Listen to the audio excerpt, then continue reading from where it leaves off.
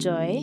I'm a senior product manager in tech here in the UK, and I'm also the creator of Wealth from Scratch, where I document my journey to having $1 million in 5 years' time. People are much more dependent on each other in Nigeria compared to here. That's one of the culture shocks I had. Since I've been in the UK, I've worked jobs from 43k to 120k, and you know how the taxes are. So I would do content like things immigrants should know about the UK personal finance system. Get a few comments like, oh, go back to your country, we don't want you here. I get a few of those kind of comments. Why should that anger, why should those emotions be directed towards me, who has been contributing positively to the economy? Hello, everyone. Welcome to this week's episode of the Mr. MoneyJar Show. Today, we are joined by Joy, also known as Wealth from Scratch on social media. And today, we have a really interesting conversation, firstly about Joy's moving from Nigeria to the UK. She moved here 4 years ago to study and now works in product management. We also talk about her big goal to become financially independent by age 30. She's currently in her 20s and has the huge goal of amassing $1 million. So we talk a bit about investing and financial independence. And then our conversation goes into some of her experiences growing up in Nigeria, some of her experiences as an immigrant in the UK. And it's very timely considering the political climate in the country at the moment. So do stick with us for a fantastic episode. Joy, Hi. please tell us who you are and what you do. Hi, so I'm Joy. I'm a senior product manager in tech here in the UK. I've worked in fintech actually since I moved to the UK after my master's as a product manager. Currently, I do a very unique type of product management, which is expansion. So I was part of a team, a launchpad, that helped the UK company go to 3 European countries, Ireland, Spain, and Italy in 9 months. And I'm also the creator of Wealth from Scratch, where I document my journey to having $1 million in 5 years' time. And through that, I'm sharing my money lessons, the money moves I'm making, the career moves I'm making, and hopefully educating every other person to join me along the journey. Yeah, I just love that name, Wealth from Scratch, because it very succinctly describes what you're trying to achieve. Thank you. Where Thanks, ChatGPT. where did the milestone of two follow-up questions? Where did the milestone of $1 million come from, and why dollars and not pounds? Because I had the goal. I've had the goal since I turned 20. Maybe not as a goal. I've always had the idea of growing up in Nigeria. But like when I think about big money, like $1 million always sounded big. So I remember when I was 20, I was already working, 2021-ish. I was already working as a product manager, and I was driving back home with my manager at the time, driving back. We're both sharing, doing like a car ride. And I said, oh, I want to retire when I turn 30. And he laughed, of course, like everyone says that. But in my head, I just had the idea that if I can just have $1 million, I would be able to retire. And I had the idea since then. So when I started taking my financial literacy and financial education seriously, that number came to mind again. It's, you know what people say, fire number, it's my number. It doesn't mean when I get that number, I'm going to retire and do nothing. But for someone like me who likes to aim high, aim big, it just felt like that's a number I'll be comfortable with to actually take a break. Very inspirational. And what motivated you to move from Nigeria to here, I believe 4 years ago? Yeah, 4 years ago now. So I moved for my master's at London School of Economics. I always wanted a global education.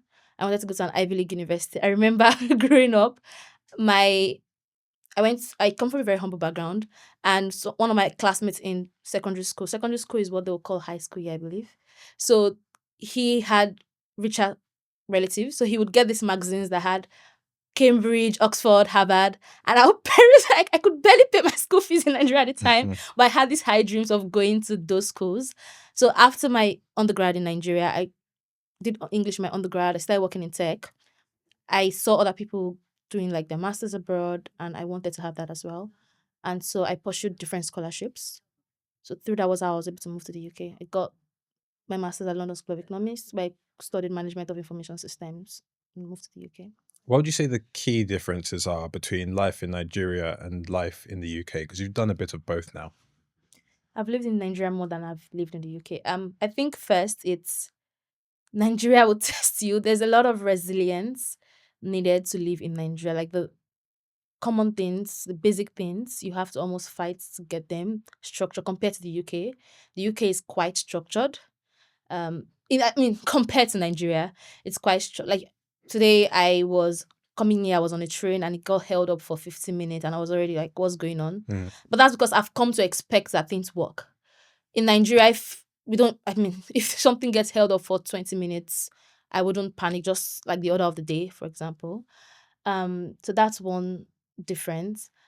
One thing Nigeria beats the UK hands down for is community. There is a sense of community joy, and people are much more dependent on each other in Nigeria compared to here.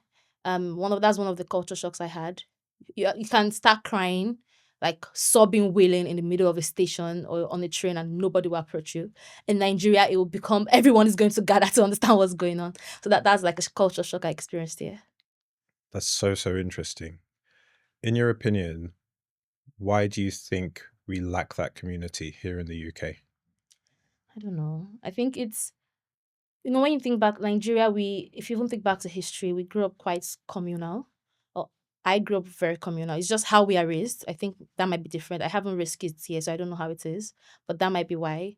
We are raised to be quite communal in Nigeria. I guess that's why. Mm.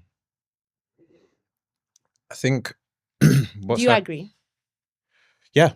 I think there's definitely a lack of community in the UK. You see reports of a loneliness epidemic as well. I'm sure that there are many different reasons for it, but something that I've seen looking at it from the financial perspective is I feel that capitalism has replaced community. So where you would typically have people to rely upon now, that's often a corporation or a service that you have Okay. to pay money to, either to deliver food to your house or look after your kids, or even like dating. Dating is now a massive company that's then matching people, and you can pay to be Exactly. seen on the algorithm and stuff. Exactly.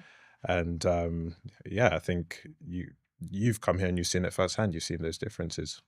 Do you plan on moving to do that question again? Do you plan on moving back to Nigeria, or do you plan on continuing to live here? So the answer to that is I don't know yet. I'm currently very flexible. So there's something Lamide Elizabeth says. So that's like a personal finance creator I really like. She tries to do something called geographical arbitrage, where she takes the benefit of different countries. Mm. And I think long term, that's where I'm heading, where I would want to live in between Nigeria and the UK and even other countries. How would you balance geographical arbitrage with starting a family? Very good question. I actually don't know how I'm going to do that. I'll most likely want to give it to my kids here. But some as they grow up, maybe spend summer in London, spend winter back in Nigeria. And I think it's very important actually for if I were to have kids here in the UK, I would want my kids to understand where we come from and to be able to go back home, to be able to speak the language, to be Mhm. able to be in Nigeria if needed. Are you bilingual? Bilingual, by bilingual you mean? Can you speak English and Yoruba, I'm Okay, I presuming? just wanted to confirm Okay, because yeah. when people say bilingual, they're meaning French, Spanish. No. I can speak English, Yoruba, and Igbo. Oh, trilingual. Yeah. Okay, love that. So for me, I can speak English Mhm. and then I can understand Yoruba, and it's mainly the reprimands that I can Because that's what you understand. heard frequently Yeah. growing up. So my question is, why do you think those of us who grew up in the UK didn't grow up learning the language? Depends. If your parents didn't speak it to you, Mm. you wouldn't learn. Like English is actually my first language. Mm. Born in Nigeria, I couldn't speak any other language till I was maybe 10, 11 because the only thing we spoke at home was English. In fact, I'm Igbo ethnically, but I was born and bred in Lagos. Okay. I learned Yoruba first. My mom could not speak a word of Yoruba, but I learned Yoruba first because I learned it in school. And in my secondary school, it's mandated to take Yoruba. I remember I did a test and I got 2/20 or something. I hate failure. That was what that I got. So I cried all day, and that was the trigger for me. I started going to the different women in the neighborhood to teach me Yoruba, and so that's how I learned Yoruba. My mom saw that I was picking up Yoruba and learning, and so she wanted me to learn Igbo. So she started speaking Igbo at home. So that's how I got to learn. I have met some people here. Like I was at an event recently, and I met an Igbo lady. She has the accent. She speaks Igbo way better than I can, and she was born and brought up here. Mm. So it means her parents. I'm so impressed by her because she speaks Igbo better than most of us that grew up in Nigeria. I don't know Okay. how. So Okay. it means her parents taught her from start. We're gonna go a bit off script here, Okay. but I wondered if you could teach me some Yoruba. If we just do like 3 words, I just want to see if I've got the pronunciation. Okay, kí ló ń ṣẹlẹ̀? Kí ló ń ṣẹlẹ̀? Kí ló ń ṣẹlẹ̀? Kí ló ń ṣẹlẹ̀? Good. Ṣó wà pa? Ṣó wà pa? Báwo ni? Báwo ni? That's how you're doing, Yeah. right? Kí ló ń ṣẹlẹ̀ is what's happening. Yeah. Ṣó wà pa is are you okay? Okay. You got it. Thank you. High fives. Thank you. For people who want to get into the same career as you in product management, what tips do you have for them to get into your career? You have to. So, are there people in tech or people trying to switch to tech? People trying to do a sideways move, because where I'm coming from with that question is I feel like a lot of people are in careers where they're maybe not earning as much as they'd like. Okay. Tech is quite a high paying career. So how can they make that move into your industry? I like to start with, what do you like doing? What do you enjoy doing? Because tech is very broad. The product management, the software development, they're the popular ones, but there's a lot of things you could possibly do in tech and also earn a lot of money. So you need to think about what are your transferable skills. So I got into product management. Even if I got into product management, I wanted to go into tech, of course, for all of the reasons. And I tried my hand at coding, and I just realized that I was going to fail epically if I continued down that path. I just did not enjoy it. And so at that point, I was working as a content writer. I was writing, doing storytelling. And I learned about product management and all the skills I knew I had and all the things I enjoyed doing, like writing, documenting, talking to people. All of those were skills that were relevant for product management. And that's how I chose product management. So I always say that's the first thing you should do. Try to understand the tech landscape and map your skills and what you enjoy doing to the different areas. Now, specifically for product management, if anyone is trying to transition, how I did it is, first, I got really obsessed with product management. All the articles online at the time about product management, I read through them. Lots of free resources on YouTube, watching those YouTube channels. I also joined communities. So there are a number of product management communities back in Nigeria and also here in the UK. So join a number of them so you get to understand what actually is product management, how people are operationalizing product management in their day-to-day. So yeah, that's it. Take a course or two if you can. There are lots of free resources. And as soon as you can, another thing people tend to do when they're trying to switch into careers is they want to know everything and, become perfect theoretically before they start to apply for jobs. I think as soon as you start to learn, start to apply, you might not get the jobs immediately, but even get into interviews, see the kind of questions they're getting asked. So you start to practice how to respond to those questions. Talk to other product managers. If you're in a company where they have product managers, try to shadow them. That's actually one of the easiest ways to switch. If you're in a company that have a product management function, shadow those product managers and tell them you're interested in product management, and you can switch from there. Love those tips. I think something that's also helped me in the past with looking for new jobs is if the company you're trying to move to does meetups or events, getting in a room with them in real life sets you apart and makes you more memorable than just a CV on a desk. I think that's something I preach every time, the power of visibility. Back in Nigeria, when I was switching to product management, there was a very popular product management community. I was in the community. I would join they had Ask Me Anything sessions on Wednesdays. I would join even at night to listen in. I remember I would be on the bus in the dark and I'll be trying to listen into a Zoom call. And what was so interesting, when I was going to be doing my first product management interview, I mentioned that I was a part of that community. And because that community was well known, I'm guessing that gave me an edge. The fact that I was already in the community, I was already doing things in the community. So visibility is so important. If you're trying to transition, never do it in isolation because you don't know what you don't know. So as much as you can, try to get into communities, try to attend events, try to speak to people, let everyone know that this is what I'm about to get into. Yeah, get yourself in the room. Love it. Exactly. Something that comes across in your content is that you're very, very interested in investing. So what first got you started in investing? Hatred for poverty. So I started investing back in Nigeria. My partner had a friend that would say, "Oh, Apple just did 10x, Tesla, Google, the likes." And so I remember, I think it was $10 at the time. This was in December 2019. So I said, let me also try. Maybe I'm going to become a millionaire from my first $10. And so I placed some investment, I think, in Google, Apple, some of the tech companies at the time. But then January 2020, February 2020 came and COVID happened. And so they started to crash. And so I panicked and I think I sold. I got my maybe $2-3 back. And I never invested again. I just thought, okay, this is for people who have all of the financial knowledge, people who have a lot of money to go into it.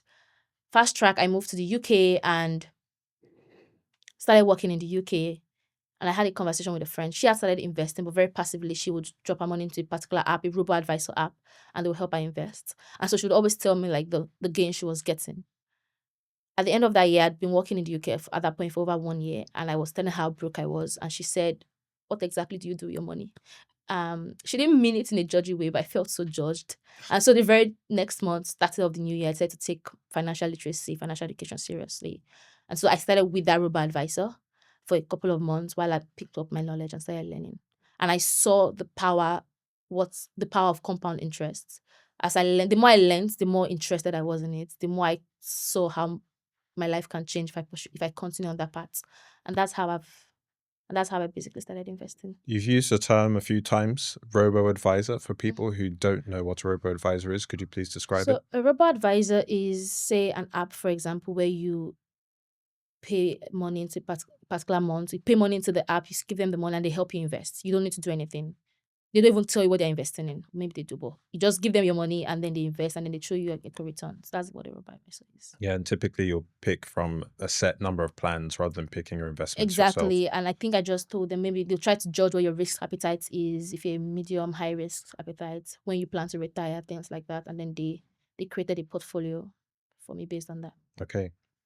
Something you also mentioned earlier in the episode is that you are planning to get your $1 million by age 30, which some people might call financial independence or early retirement. So could you please explain what the financial independence movement is? I think the FIRE movement is sometimes called, and how you plan to achieve that. How I understand fire, or my own perception of fire, it's not a case of I want to retire and not do anything. For me, it's options. It's if I wake up today and I don't want to work, not working. It's having enough money that if I actually decided to never work, I can live comfortably within my current standard of living comfortably for years till I retire, till I'm no longer here. So that's what it means for me. It's options. It's being able to do what I want to do when I want to do it without worrying about the financial part of things. And for someone who grew up like I did, it's so important. 'Cause I know that money gives you freedom. Money gives you power. You get to do what you want to do when you have money. You get to even make an impact to other people, to your society at large when you have money, and you're not bogged down by I need to do this other thing because I need money to eat. Yeah.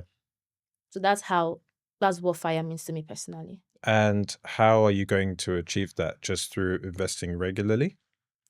So the way I think about it is earn more, reduce my expenses, and then invest aggressively. It's like that's the simple formula I think through it. So I'm always pursuing how can I earn more? So how can I if I increase my salary, how can I pursue other streams of income?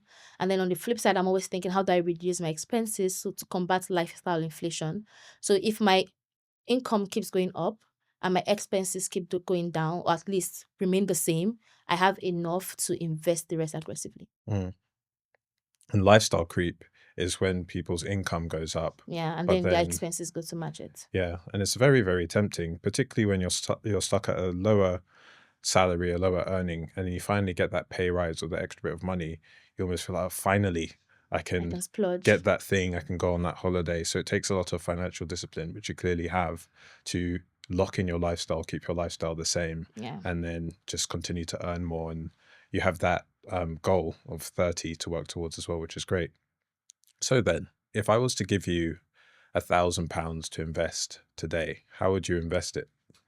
So my current investing strategy is very medium to low risk. So I mostly invest in funds, so exchange traded funds. I like to describe them as baskets. So instead of what I did when I started, where I placed my money in single stocks, individual stocks, and when it went down, I I panicked. I would rather invest in a basket. This is a basket of different stocks, and by investing in because it's so diversified, it has lesser risk. So that's what I invest in. So if you were to give me £1,000, I'll most likely split it between between an all world fund and the S&P 500. Interesting. Of course, that's assuming I already have things like an emergency fund. So I have high yield savings account. I have some interest. Assuming I have that, and the £1,000 was just to invest. That's what I've invested in now. I was speaking to another Nigerian creator, Oluchukwu, personal finance girl, Oh, okay. and she mentioned some of the really, really high interest rates you can get in Nigerian bank accounts. Are you aware of that? She was giving me rates like 10% interest you could get from just a standard checking account in Nigeria. But you have to compare that against the rate of inflation. So if the 10% is against on the naira that has done over at least over 20% in inflation, is it really high yield savings accounts? So that's what you always have to check against. That's a really good answer.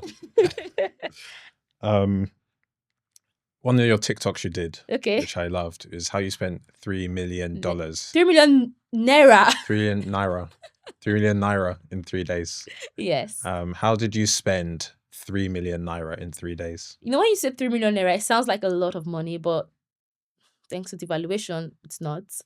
First, it was on my flight ticket. So my flight ticket was £950, which, seeing the comments, apparently was a lot of money because I booked 5 months in advance. I don't know how it was that expensive, but it was £950, which is almost 2 million naira. So that was most of the money. And then the rest, I attended a wedding for 3 days. So like when you go for a wedding in Nigeria, you have the ashoebi, which is the outfit you wear, the sewing of the ashoebi, your makeup, and beauty maintenance in Lagos is the best. So I did a lot of beauty maintenance, like my nails, my hair. So that's what the 3 million naira went into. If you don't know off by heart, Mhm. we can look it up. But what's the current exchange rate? It can be 2 naira. I think it's £1 to, I can't remember right Is now, it but I know 3 2.5? million naira is like £1,500. Okay, let me just check the exchange rate. Exchange rate calculator. Online. Yeah, I've got a currency converter here. You know they're not going to give you they'll give you the CBN rates. What's the CBN rate? So the CBN rate is like the Central Bank of Nigeria rates. There are lots of rates anyways. Oh, right. But it's like if you went to an individual converter, for example, Yeah. what you'd get from them. So right now, I just need to set up the different currencies. Right now, it's £1 to 1,908 naira. Yeah. So if I put 3 million in, yeah, you're right. 3 million naira, about 1.5 grand. Yeah. What do you think about how much we spend on weddings as a community? Weddings have become something else. They've become quite the production. I haven't gotten married yet, but the amount we spend on weddings is every year it becomes more and more and more. It's becoming outrageous, is what I think. I like the production of it. I binge a lot of wedding content. I like to watch it. I don't know if I would be comfortable spending that much on a wedding. How much do you think is an appropriate amount to spend on a wedding? No idea. Because I haven't gotten married yet. And I do want to have a lovely wedding. But from what I've heard from my friends, you have an idea, and then when you start planning, you start to realize what you've just gotten into. So I don't know what the right amount would be. And there's something else I like to think. It's like, fine, you can have the crazy wedding, but if you don't want to, if you actually want to sit within your budget, you can. The reason why you are spending so much money, millions and millions and millions of naira, on a wedding is because you want the show, you want to have like the dancers, you want to have all of that. Which I'm not judging, because who knows, I might have all of those at my wedding. So I'm not judging, but I'm just saying I think it is possible to still have a low budget wedding. But social media has also contributed to everyone wanting to have such a big wedding as well.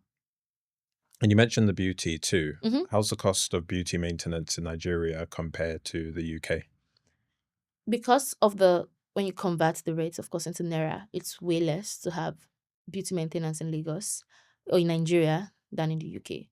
But my gripe personally is that even beyond the costs, you get better quality back in Nigeria than in the UK. So if I were to get braids, if I were to go to where I made this hair, for example, in Nigeria, is like a high value, a high standard salon. For that same standard in the UK, I'll be paying say £200 to £300 for this level of braids. In Nigeria, I spent less than £100, about £60, £70 in total, plus the extensions to make these braids. And I got this. You'd literally be treated like a queen. Meanwhile, in the UK, you have to get appointments. You need to book. It's just, and the chances that you don't get this good of a quality is high. When you see some braids, You just ask, you automatically know the person doesn't go back from Nigeria Mm, because it's almost impossible to get that same quality here. I mean, my experience so far.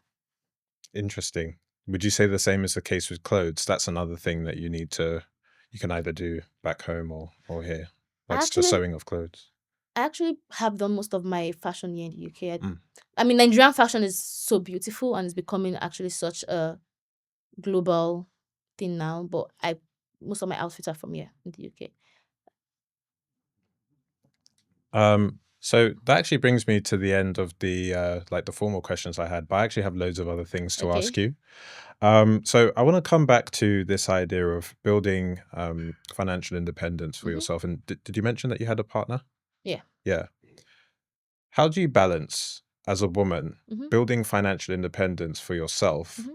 whilst also being in a relationship and in an environment where you have to work together financially? You know, that there are shared things. Could start off being a wedding, but Mm-hmm. then you could start a family, have kids. So how do you balance that independence with being with another person? I think for personally, my partner is someone I've grown up with for the most part. So we share the same financial values, or we've built our financial values and we've learned together we've learned the financial values together. I'm a very independent person. I'm fiercely independent. It helps that I have my money and he has his money. When we need to do things, we have our money. That's mostly how I've approached it. And as a feminist, I personally do not believe in, the man taking care of all of the bills. So for the most part, we either share or it's proportional. So that helps. I have my money, he has his money. For things that are joint, we have our money. So if we're to be planning a wedding, like you said, we'll most likely have a joint pot of money. But again, traditionally in Nigeria, I'm Igbo, so the man's family is obligated to take care of all of the wedding expenses. But that's tradition. Mm. If we're to be doing a wedding right now, we'll most likely have a joint pot of money, right, to contribute towards the wedding. And I believe same thing will happen if we're to buy a house together or if we're to have kids. We'll always have like that joint pot for things that concerns both of us. But I would have my money. I would have my investments. I think that's how I think about it too. I think personal finances are personal, right? And It's so, personal for a reason. yeah, there are things that you're going to have to pay for by yourself, whether Mm-hmm. it's the credit system in the UK, whether it's Right. your personal taxes and stuff. So you do need to have your own financial affairs in order. But then there will be things, particularly the longer you are with someone, that Mm-hmm. will be joint, and you just have to agree on what those joint categories Yeah. are. And that could be anything from eating out together. If you Mm-hmm. mainly eat out together, you can make that joint, to things like looking after the kids and starting a Exactly. family.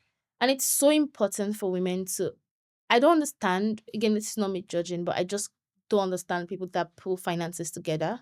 Like the whole. Yes, with how I've grown up, I grew up with a single mom, and seeing women around me, especially in Nigeria, seeing how you can easily get sidelined in life just because you trusted someone too much. You don't have personal finance. If anything goes wrong, it's also it's room for abuse and everything we see happen. You need to have your money. It's personal finance for a reason. It's so important to always have your own money, Your own emergency fund, your own savings, your own your own investments. I mean, investments. it's fine to do joint investments. Say again, maybe wait to buy a house. That'll be a joint investment. You can do that, but you should still have yours. I completely agree. Um, as a follow-on from that as well, and I'm asking this question a bit selfishly, like what makes a good partner? And where is this question coming from? This question is coming from, I feel like up until this point in time, historically, Mm-hmm. what a man would bring to the table would be provision, mainly Right. financial provision. Right. Um, and then as women's uh, economic Mm-hmm. viability Mm-hmm. and knowledge and all of that has increased, that role has lessened for men. And I think that that's caused a bit of displacement. So, what else can provision look like within the context of a relationship if it's not that traditional financial role? I think emotional support. Um, Someone who, for me, it's a partner in every sense of the word. So if it's emotional support, if it's times when I'm down, I need someone to be there for me. Even financially, for example, if I were to make a financial decision, like decide to leave my job, for example, that would tilt the balance of finance. So knowing that there is actually someone there that can do that, or if he were to decide to quit his job to go into business, it would need a grace period where he wouldn't, be able to contribute as much. Mm. I'm there to do that. Mm. So that's what a great partner is for me. It's someone who I can depend on completely. Maybe not completely, but someone I can depend on to be there for me emotionally, who is also supporting me to be the best version of myself, to have the most money. My partner is almost more as invested in me having $1 million as I am. So that's what a great partner is for me. Love that answer. Can we talk about shooting your shot? And can we talk about how you Okay. came to be sitting on this couch? I love the post that you did the other day where you Uh, told that story. okay, so I've gotten so many things in life by just asking. Again, nobody's going to beat me. I say that a lot. Not really, because you can always just ask for what you want. Nobody's going to beat you. The worst they're going to say is no. And everyone gets no's. I mean, they still hurt from time to time, but nobody's going to beat me. And so with that philosophy, I just ask for things I want. So when you made the post, I think it was at night I saw it actually. I was about to go to bed and I saw you made a post about wanting speakers on your show. You actually asked people to recommend people that could come on the show. And I recommended myself. When so when I was making the post, and I don't think you've had like immigrants on your show. I was a bit, am I going to be the right fit? I said the worst you can say is no, like maybe another show. Like, and I did it publicly. I'm such a big believer in shooting your show. Even the jobs I've had in the UK, I said this also on my page, that the jobs I've had here in the UK have come from, some of my best jobs here have come from me asking people to refer me. People I don't know to refer me. Would you say that that comes from culture back home, your upbringing? Why are you this way? I don't think it's culture, because Nigerians, we're actually quite timid. Not timid. Timid is not the right word, but we don't want to be embarrassed publicly, so we don't. I don't think it's culture.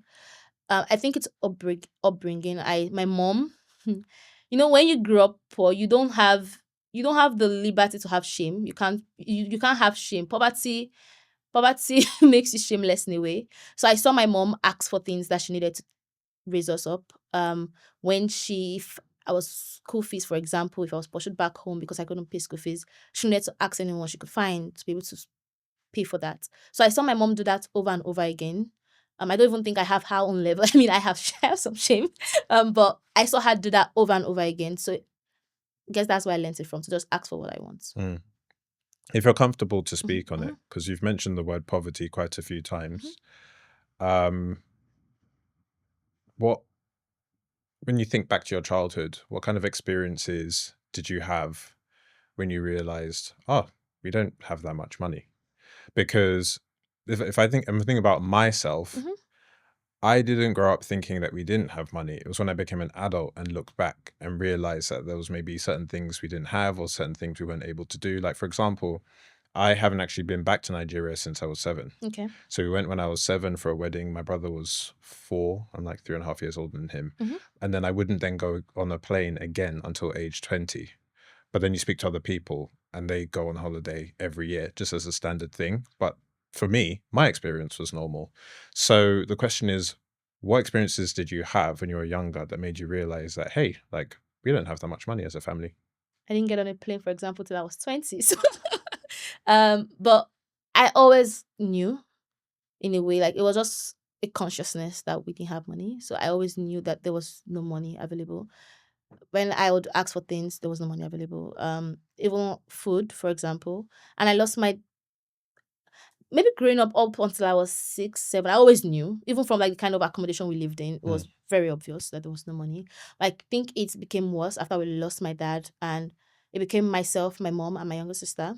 So we almost became like this 3 musketeers on a journey to discover, how are we going to get money for food tomorrow. So at that age, I would sometimes be the one to have to call family members, relatives, to ask for money for the week or the month for food. When I was I got sent back home from school so many times because we couldn't afford to pay the school fees. Thankfully, my mom, I got a scholarship at a certain point that took me through secondary school and then university. But it was always something I knew. I was saying recently, I think on another podcast, that in junior secondary school too, at this point I was age 9, 8, I was calculating how many years till I finish my secondary school, get into university, and then backtracking that against my younger sisters. Because I'm 2 to 3 years older than her, but I had a faster education. I just always knew that I would have to be the one responsible for her. Mm. So at that young age, I was already trying to calculate how soon till I finish university and start to make money so I can make sure that my sister gets into university. So Mhm. it's always been, I've always just known that we didn't have money. Is your sister in the UK too? Or is she back in Nigeria? She's in uni. She's in uni in Nigeria. But she's coming in December for holiday. She's living such a privileged life. Like our experiences are so different. And they never realize. Our They experiences are never. so different. Like she's been to the UK just this year, I think twice, last year, twice or 3 times for holiday. I didn't travel out of Nigeria till I was 20, almost 21. And thanks to my scholarship, if not, I would have been back home. Mm. So she's living such a privileged life. She's going to a private university in Nigeria. I could never, like, that was not even in the vicinity of my reality for me to have gone to such a private university. So, and that's what I mean by the kind of impact that money allows you to have. Like, I'm so honored that I get to do that for my younger sister. That I get to give her that kind of life that I didn't have. Mm. Yeah, you're truly building that generational wealth. Yeah. You're pioneering it in your family. You're someone that's quite visibly building wealth as well. You have a personal brand and a social platform that you're doing it on. And I wonder, has this, or do you think it will change some of the interactions that you have with friends and family who maybe look at you as someone who has money? Particularly as you get closer to that million, you might have people in your network or in your circle looking at you as someone who has money, and perhaps maybe you might need to introduce some boundaries or have a way that you would like to interact with people. But that's actually not something I've really thought about because I'm nowhere close to that yet. So it's not something I've really thought about. I would hope not. And the whole goal of my page is for people, myself and people, to actually build this wealth together. And my friends, family. In fact, the entire origin of my page was I always talk about money with my friends. Like I said, the friend who judged me about what am I doing with my money. So I always talk about money with my friends. So the goal and my hope is that as I grow, my friends are also growing with me and we are building wealth together. Mm. So I would hope that at the point where I'm getting close to that number, my friends are also on a similar trajectory. So I don't have to introduce those boundaries. That's my hope. I don't know. I don't know. I honestly don't know. Might need to keep it under review, maybe. Yeah. Yeah.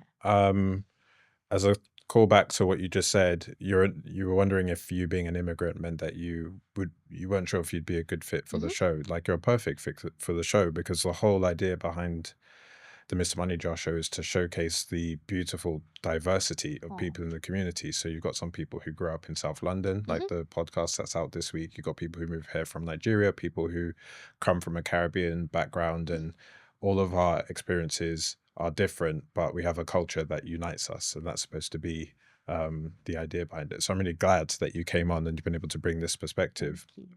Now, again, if you're okay to speak on this particular topic, when we look at the political situation Mhm. in the UK, I'll speak for myself personally. I would say I've never felt more unwelcome in the UK than now.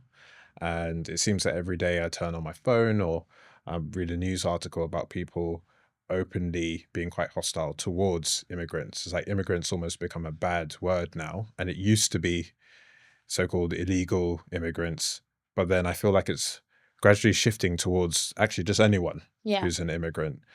Have you felt this change in rhetoric towards immigrants and immigration, and how do you feel about it? I mean, I'm quite active on Twitter, for example, and that is a cesspool of different kind of people. And ever since He Will Not Be Mentioned got the app, it's just been open for all. So people just say whatever they want, no consequences. So I've seen a lot more of those kind of rhetorics, how immigrants are welcome, go back to your country. I try not to let those get to me, but sometimes they do. Especially there was a time when I think the protests, where there was a time you could see they were going around with the British flag. And I felt a bit unwelcome and unsafe while I was out at that period. It is what it is. It is what it is. It's sad. I think it's gotten worse over the years. Even with my page, for example, I Mm. do a lot of, because that's what I am. At this point, I still identify as an immigrant. So I would do content like all things immigrants should know about the UK personal finance system. And I've gotten, if I always delete them and block immediately, but I get a few comments like, oh, go back to your country, we don't want you here. I get a few of those kind of comments. And anytime I also want to create content around immigrants, I always think, maybe I shouldn't say the word immigrants anymore. Maybe that's going to affect my personal brand. Maybe I won't be regarded by UK brands because I'm an immigrant. I always get those thoughts. They affect me emotionally, but I try not to let those thoughts affect the content I put out because I'm an immigrant. The people I'm trying to communicate to are also immigrants. So I'm going to keep using that word for now. But it does mean I'm still scared that maybe brands will take me seriously because I'm an immigrant or because I use that word. So it's a concern I have. But you're just gonna crack on with it anyway. Again, nobody can. Yeah, even me with this podcast, I went through a period of time where I was like, if I say that I want to discuss only or mainly Black British topics, will that turn some people off? But no one's talking to us really. Like the vast majority, obviously there are people in the community with fantastic podcasts, but if you look at the spectrum of podcasts overall, Yeah. like there aren't that many that cater towards the community. So I Yeah. think it's very important that we have both formats and creators who do that. Completely agree. And it's my page is to document my journey to becoming something, my journey to financial freedom. And that's what I am now. So I wouldn't be honest if I am documenting my journey and not calling it out as what it is. Mm. I am an immigrant. And then the irony is that some people will leave this country and then go elsewhere, and they won't be immigrants, they'll be expats, you know? Yeah. So there's that kind of change in language as well. In Nigeria, they are expats, not immigrants. And they're highly regarded actually. They get more opportunities sometimes than we Nigerians expats are so regarded in Nigeria. Nigerians, I don't know how, but if we see someone of a different race, we just always try to accommodate them and ensure that things go smoothly for them because we instinctively know that they might not know their way around or they are new here. They don't, they are not Nigerians. So we try to make the road smooth for them. We accommodate a lot. That's why you'd see sometimes when even people do things illegal in Nigeria, there's chances that they even don't get arrested. So it's like I said, it's a very different approach where they are treated as expats in Nigeria. We are immigrants here. Yeah. Well, the message that I put out to everyone is that about 2-3 weeks ago, I went to a hospital, and there were no white staff there. Like it was all Black and Asian staff. And I think, when you look at sectors like the healthcare sector, the care sector, and that sort of thing, and you look at how many immigrant workers there are, people need to be very, very careful what they wish for. I think, Brexit was one example of the UK almost cutting off its nose to spite its face. And if this anti-immigrant rhetoric continues, then we may well, pull the rug from under everything for good. So I just think people need to be careful. Yeah. And like, I'm just one immigrant, for example, and I have contributed to the UK economy. I mean, I worked high-paying jobs. I pay a lot of taxes, for example. So I just think it's sometimes bewildering when I see people have that rhetoric. You most likely haven't even paid half the taxes I've paid in your entire lifetime as I've paid in the 3 years I've worked in the UK, for example. So why should that anger, those emotions be directed towards me who has been contributing positively to the economy? So it's always very shocking when I see some of those comments online. Yeah, here. I could not agree more. And I love the thing you said about how much you've contributed to the UK in like the last 3 years you've been here. School fees, taxes, I high-paying should have job. said that. My school fees is actually the post I'm releasing today. My school fees was almost £50,000. Like school fees and accommodation was almost 50,000. And that money actually came from Africa because I was sponsored by Standard Bank Africa. So that money is money coming from Africa into the UK's economy. Since I've been in the UK, I've worked jobs from 43K to 120K, and you know how the taxes are. I've paid a lot of taxes. Even talk more when you want to change visas. So I've changed visas 3 times. First, I was on a student visa, and then I went to the graduate student visa, which I paid for myself. And then I switched to almost 6 months after I had to switch to a skilled worker visa. The money I spent on none of that was ever refunded. I paid a 2-year graduate visa and I only spent 6 months on it. It was never refunded. So when you think about the money we even spend on visa fees, which they're crazily expensive by the way, you have to pay the NHS fee for 5 to 10 years. I've spent so much in this country. So much in this country. So That brings us to the end of our conversation, Joy. So I have my final question, which goes to all guests, which is, what does black wealth mean to you? As a community, us having more money, literally. I think that there is this disparity in how black people, black wealth, black money. You have white friends and they tell you, oh, their great grandfather bought this stock at some point, and so I'm getting inheritance of that. Or they got this, what do they call this thing? Insurance, for example, and my grandfather just passed away and I'm getting this amount of money from insurance. I never, ever, again, I don't know, but I never get to hear those kind of stories from black people from Nigeria. I hardly ever hear those kind of stories. So black wealth is for me generational. It's us having the money to be able to make impact within our communities, for us to actually start having a say in certain rooms. I think that's what black wealth means to me. Joy, thank you so much for coming on. Thank you for having me. I really enjoyed this.